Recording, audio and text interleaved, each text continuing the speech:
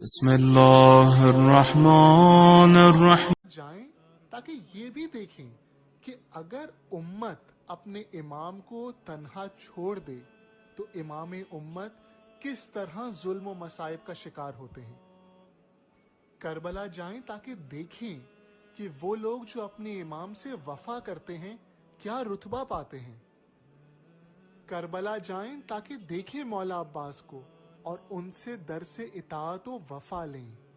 حبیب سے درس محبت لیں، زہیر سے درس سخاوت لیں، وہب قلبی اور جون سے عشق کرنا سیکھیں، حر سے درس توبہ و ندامت لیں، اون و محمد سے درس دلیری لیں، قاسم سے شوق شہادت لیں، علی اکبر سے ذمہ داری لیں، ہر صحابی حسین سے شیعہ بننا سیکھیں اور دیکھیں امام حسین اور امام سجاد کو، رشک کریں اپنے آئمہ پر، ان کے صبر پر، ان کے عزم پر، ان کے ارادے پر، ان کی استقامت پر.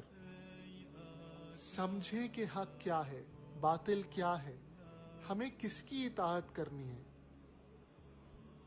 میں نے کبھی کربلا کو اس نگاہ سے دیکھا ہی نہیں، صرف ثواب اور عقیدت ہی سمجھا.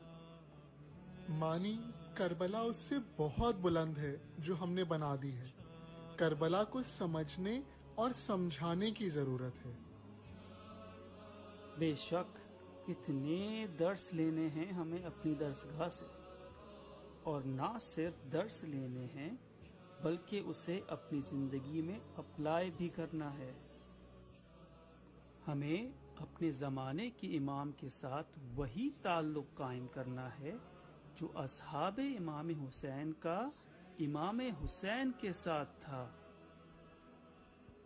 اب جو میں کربلا پہنچوں گا تو ٹورسٹ بن کے نہیں بلکہ باشعور زائر امام بن کر. آپ بھی میرے ہمراہ چلیں اور دوسروں کو بھی دعوت دیں.